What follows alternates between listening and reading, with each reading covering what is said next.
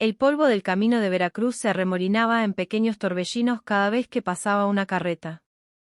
Era julio de 1802 y el calor húmedo del Golfo de México convertía el aire en algo casi sólido, denso y pegajoso, como la melaza que se producía en las haciendas cercanas.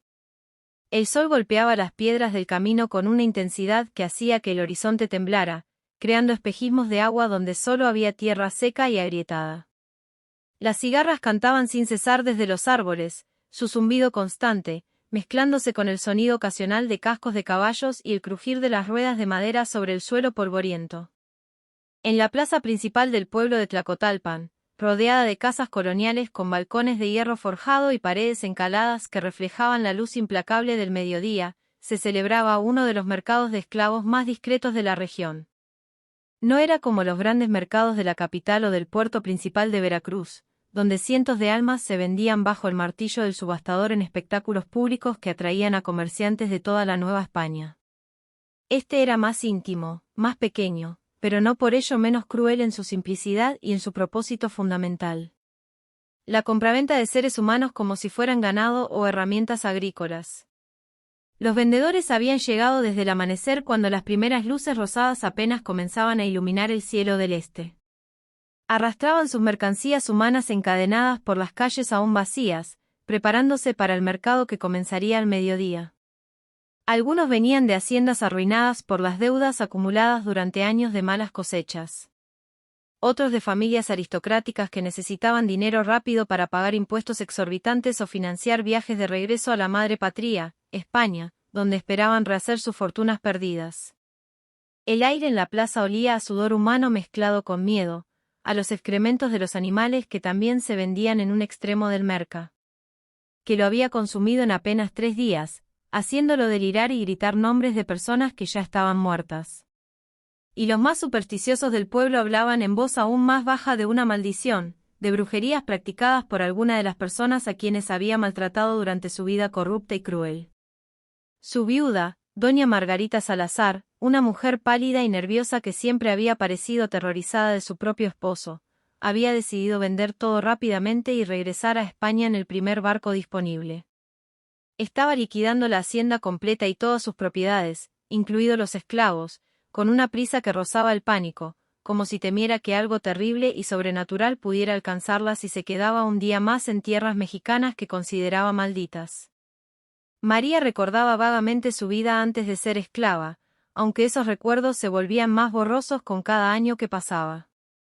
Había nacido libre, hija de comerciantes africanos que habían llegado a México como personas libres, no como esclavos, estableciendo un pequeño negocio de telas y especias en un pueblo costero.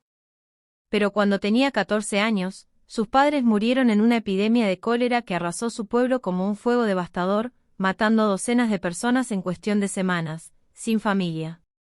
Que la reclamara sin documentos oficiales que probaran su estatus de mujer libre, había sido capturada por cazadores de esclavos que operaban en las sombras, aprovechándose de la confusión y el caos que siempre seguía las epidemias.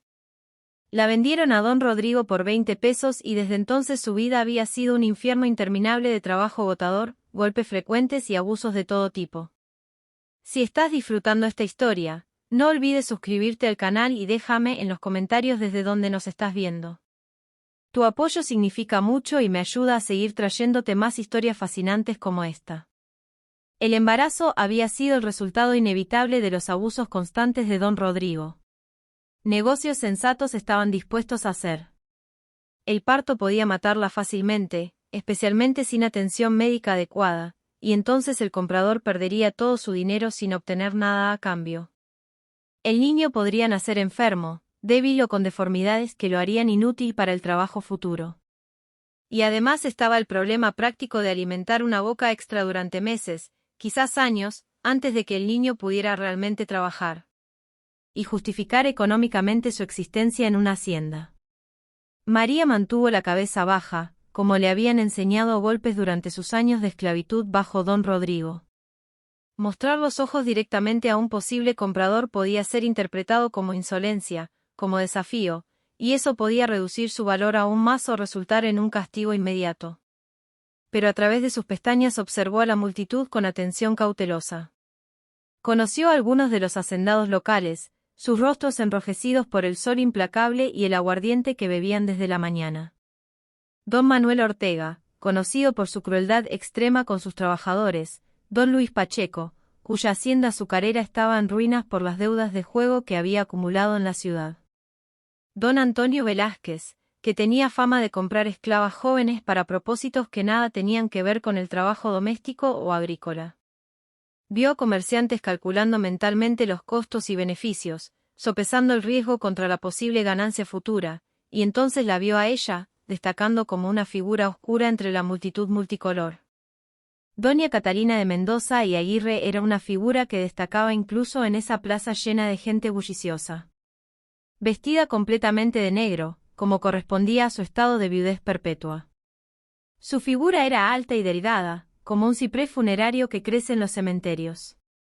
El vestido que llevaba era de una tela fina y cara, seda negra importada de Europa, pero estaba ligeramente pasado de moda, como si lo hubiera comprado hacía años y nunca.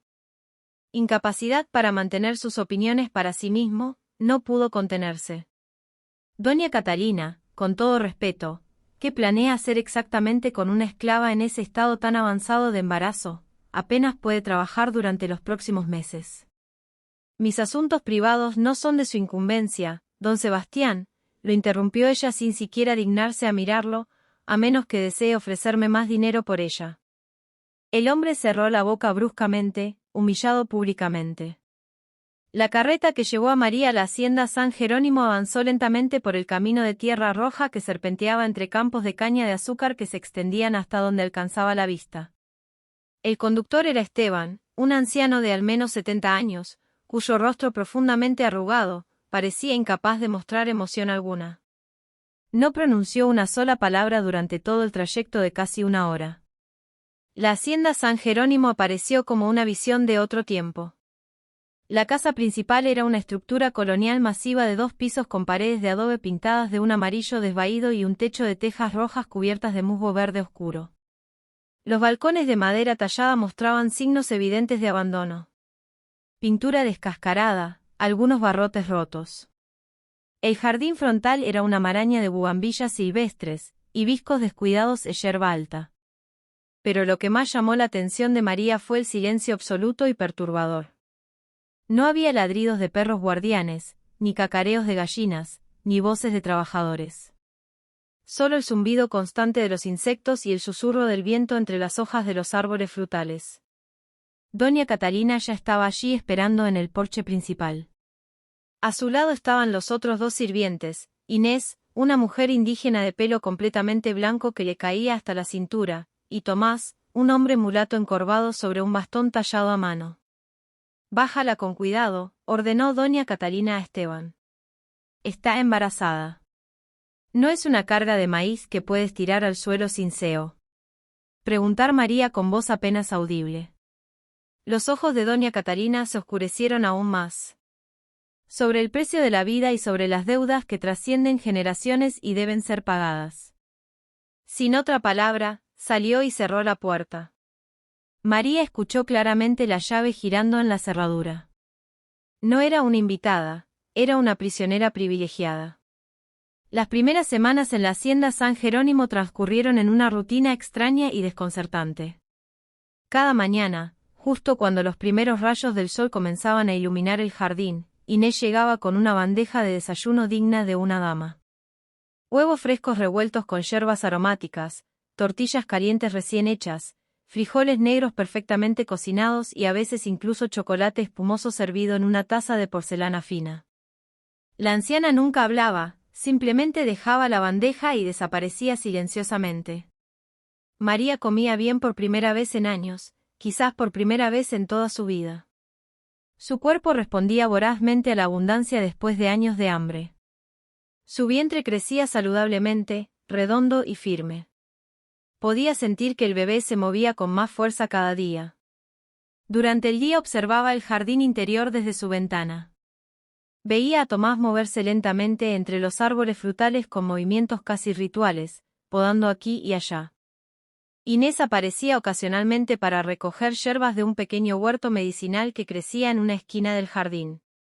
Y doña Catalina pasaba horas caminando por los senderos del jardín, especialmente al atardecer, sus labios moviéndose constantemente como si mantuviera conversaciones intensas con personas invisibles. Una noche de luna llena, cuando la luz plateada iluminaba el cuarto con un brillo fantasmal, María escuchó un sonido que le heló la sangre. El llanto de un bebé débil y lastimero, viniendo de algún lugar profundo dentro de la hacienda, más abajo de donde estaba su habitación. El llanto era extraño, no como el llanto normal de un bebé hambriento o incómodo. Es